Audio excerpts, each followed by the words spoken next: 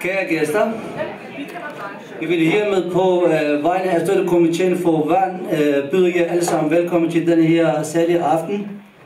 Arrangementet i aften holdes for at støtte jordskælvsofrene i Vand i Tyrkiet i Nordkurdistan. Som det vides blev vandområdet ramt af et stort og kraftigt jordskælv, der målte 7,2 på Richterskalaen. Jordskælvet var så kraftigt, at tusinder af huse og hundredvis af boligblokke stødte sammen og medførte store lidelser for befolkningsområdet. Jordskælvet kostede flere hundrede mennesker liv og sårede lige så mange. Siden har mange efterskælv ramt området, der har betydet, at 10.000vis af mennesker er blevet hjemløse og har brug for al mulig hjælp udefra. De andre efterskælv taget betragtning ser de ud til, at det fortsætter et stykke tid endnu. Folk har brug for al mulig hjælp. Tusinder er indtil nu flygtet fra området af frygt for nye efterskælv, men de tusindvis af mennesker, der enten ikke vil videre forlade deres område, eller ikke have det mulighed for at tage væk, lever under meget kommerlige forhold og kæmper meget hårdt for at overleve. Ikke mindst på grund af den kolde vinter i området. Der kan komme helt ned til minus 10-15 grader. Folk lever i telte, hvis de har sådan et, såvel gamle som små, børn helt ned til 6 måneders alderen, og gravide kvinder og ældre mennesker op til 70-80 års alderen må dagligt kæmpe for at overleve under disse telte. I kan forestille jer, hvordan det er at bo under et telt med ældre mennesker og helt små børn med i en så kold vinter hen over hovedet med regn og sne. Der er allerede været nogle eksempler, hvor børn er døde på grund af kulde. Disse mennesker har mistet alt og har kun brug for at overleve. De venter på en rækkende hånd for at komme op på benene igen, og dette er kun muligt med hjælp udefra. Vi ved selvfølgelig, at mange har sendt hjælp til området, og endnu flere fortsætter med at hjælpe. Men det betyder ikke, at alt er ok, og at de ikke længere har brug for hjælp, i det der opstår nye behov i sådanne situationer. Hver dag der går. I denne forbindelse oprettede vi en støttekomité og startede en landsdækkende indsamlingskampagne for at hjælpe vort folk i vandområdet.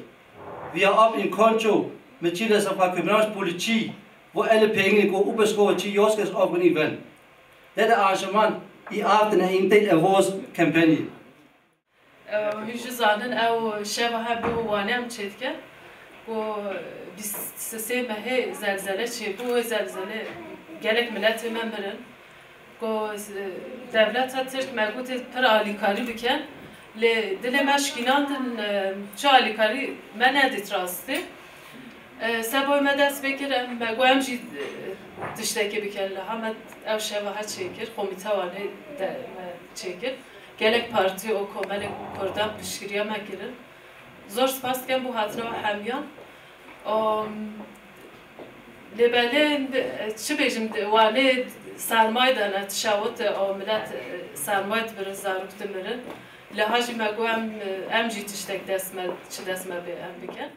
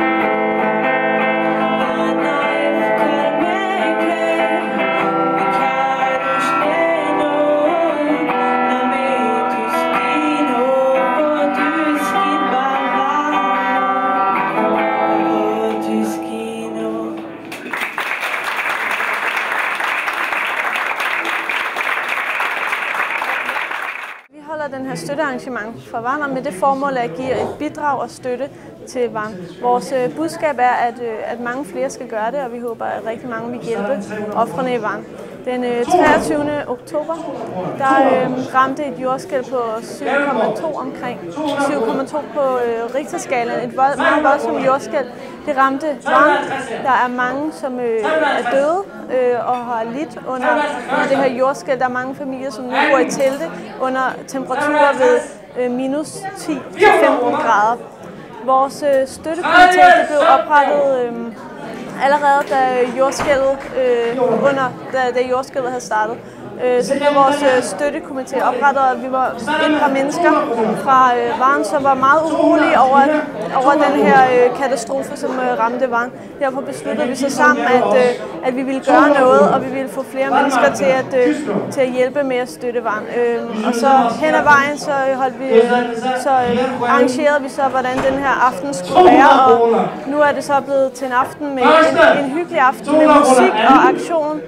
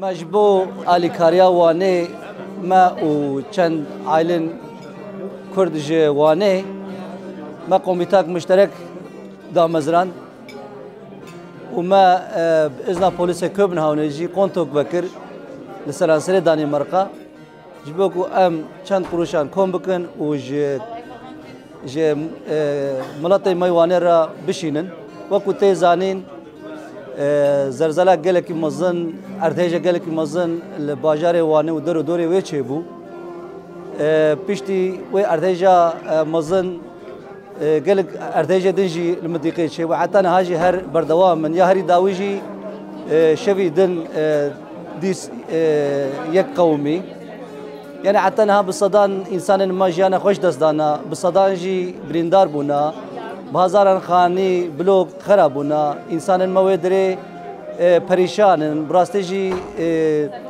البندا آلیکارینا هر چقدر کو حتی نها هندر و دوران آلیکاری بانا کربیجی او آلیکاری بوی نبسا يعني هيجي بيوستيا وان آلیکاری گلک مزن هيا شخوا وكو تيزانين زفستانا وانيجي زفستانا گلکی چتين و دجوارا يعني ملت ملودري حتى نهاجي دبن چادران دادجين قالك زاروك يعني هني منا تشيبونكو هن زاروك سرما قطفين جانا خوش دستان او كسيكو قاربون جمنطقه بازدانا جبرترساكو يعني او مطرساكو جارك دل عردهش تشيبي او كسيكو ماناجي يعني جياني قالكي بريشان دمشينن هيفيا ما اوكو نتنه كرد لبري هر تشتي كرد ما وعمو إنسان آلیکاریا باجار وانه گله وانه بکن وكو من قد ما قلتك فكريا هم هبيدارن كو هم إنسان ما آلیکاری که بشتر قلت تاكو هم جوا آلیکاری گله وانه را بشين أب آلیکاری تنش بو گله وانه وكو وند بينن إيشة جي في قوميتان مشترك كو أسكاب نابي وانجي بيجم يعني كو از يكجي ما يلماز و جوان سرهات و فواد قوميتاش فان بيكتي هر وقت ديجي هن بارتي و رخصنن ما كرديجي بشكريا في كامبانيا يكرنا يك جوان بارتي ديمقراطي كردستان يك ديجي يكيدن اجتماعي كردستان پدك باكور پسكا كومكارداني مرقه و كمالا كولتوري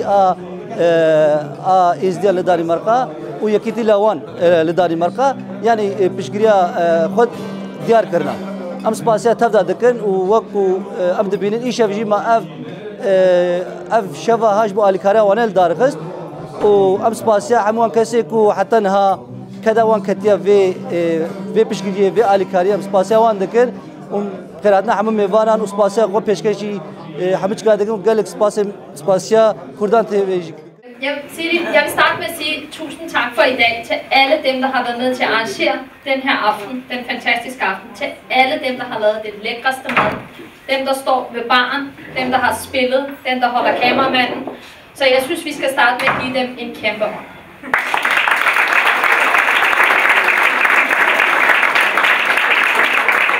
Og dem, der selvfølgelig har lagt hus til. Og tusind tak til jer også. Jeg kender Van, fordi at min kusine er giftet ind i Van. Og det jeg har hørt fra Van, det er en by, som i mange årtier er blevet svigtet rigtig meget. Det er en by, hvor fattigdommen hersker meget. Det er en by, som plejer at være meget hurtigt koldt. Det er også en by, som desværre har oplevet rigtig mange tragedier. Og jeg synes, den sidste tragedie har nok været en af dem, vi kan huske mest. Det er der, hvor vi mistede rigtig mange mennesker. Og jeg håber også, de efterladte, de kan finde roen et andet sted, og jeg håber, vi ikke kommer til at opleve det igen. Jeg håber selvfølgelig også, at de tyrkiske myndigheder vil prioritere Van, vil lave den infrastruktur, der kræver, at byen ikke med den mindste rystelse vil falde sammen. Jeg håber også, det er en by, der vil være andet alternativ end fattigdom. Og det håber jeg, at vi i fællesskab kan være med til at presse så meget som muligt og blive ved med at råbe op, når uretfærdigheder især rammer de kurdiske dele i Tyrkiet. Det håber jeg, at vi især alle sammen kan være med til. Jeg synes, det er svært at holde en tale sådan en aften, fordi at der er så meget smerte, og der er så meget sorg. Jeg vil gerne læse en digt op, som er fra Nazım Hikmet, som er skrevet, der Erzincan rystet. Og jeg har prøvet at lave ordet Erzincan om til Van, og jeg synes, den rammer rigtig godt. Og jeg synes, det vil være lidt ærgerligt for Nazıms digt at oversætte den til dansk. Selvom jeg ved, der er folk, der ikke kan forstå tyrkisk til stede. Men det vil være lidt det samme, hvis man oversætter Benny Andersens digte til tyrkisk. Der vil også noget af charme ryge, så jeg håber, det er okay, jeg kan læse den op på tyrkisk.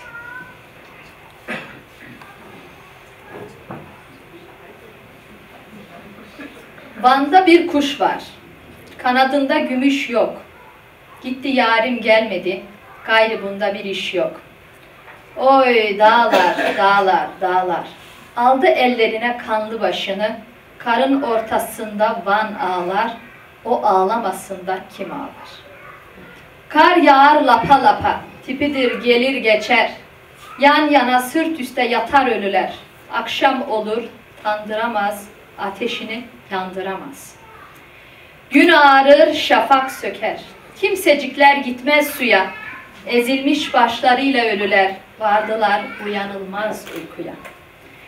Ses edip geceye beyaz taşından, kışlanın saati çaldı ikiye. Ne çabuk lahzada bitti yaşamak. Kimisi 6 aylık. Kimisi sakalı ak. Kimi 13-14 yaşında.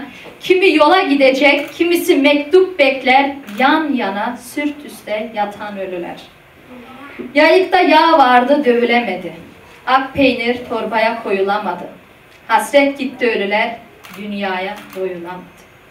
Uyanıp kaçamadılar, kuş olup uçamadılar. Açıldı kuyular, kimse inemez.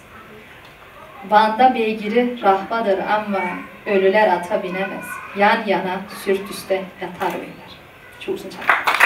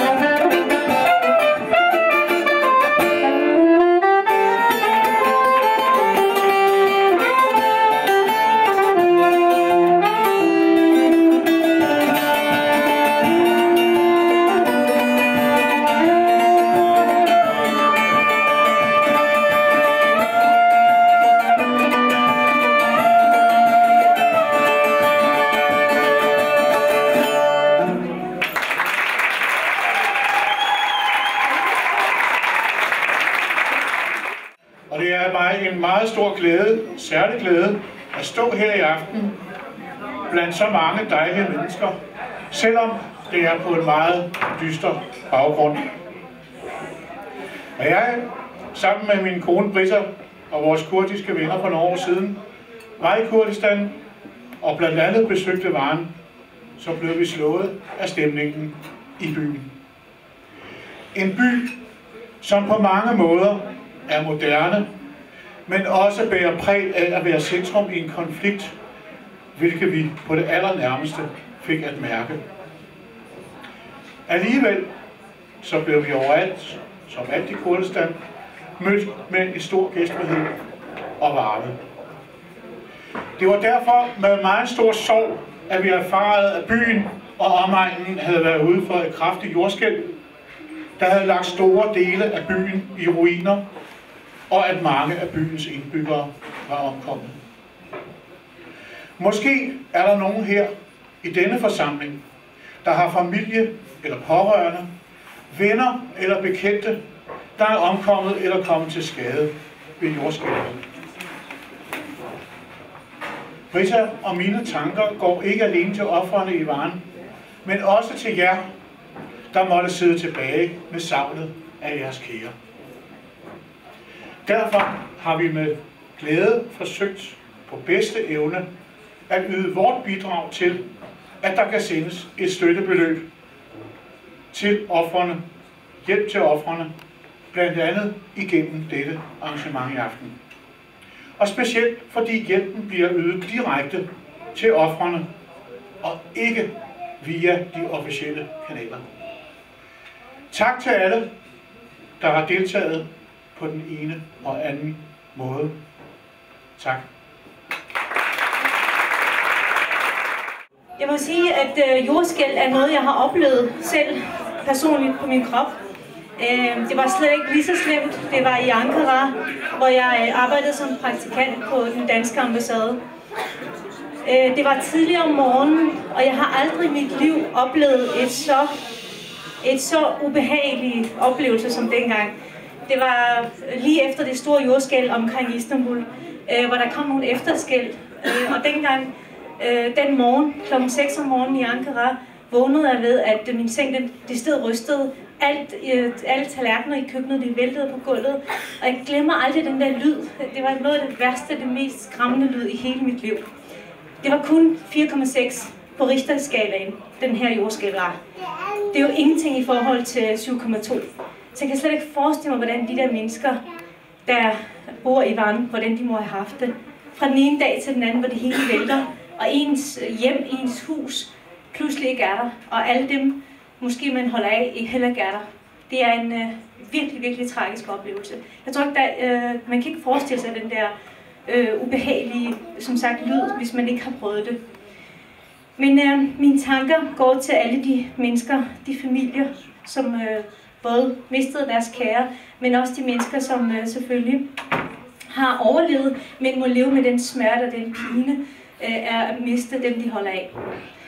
Det er sådan, at når man mindes sådan en aften, så er det også vigtigt at huske at sige, at i sådan nogle tragiske krisetider og ubehagelige tider, så er det enormt vigtigt, at vi samles, at vi mindes, vi deler sorgen sammen, uden at tænke på, hvor vi kommer fra, hvad vi tror på, eller hvad vores ideologi er. Fordi det her, det handler om humanisme, det her, det handler om mennesker, det her, det handler om at hjælpe hinanden. Og jeg så selvfølgelig også gerne, at vi var rigtig mange. Jeg synes selvfølgelig her i aften er det fantastisk, der er så mange mennesker, men jeg så gerne, at vi var mange flere, der bakkede op omkring et så fantastisk arrangement, som at støtte op omkring de mennesker, de familier, der mistede deres kære den kolde oktober sidste år i Van.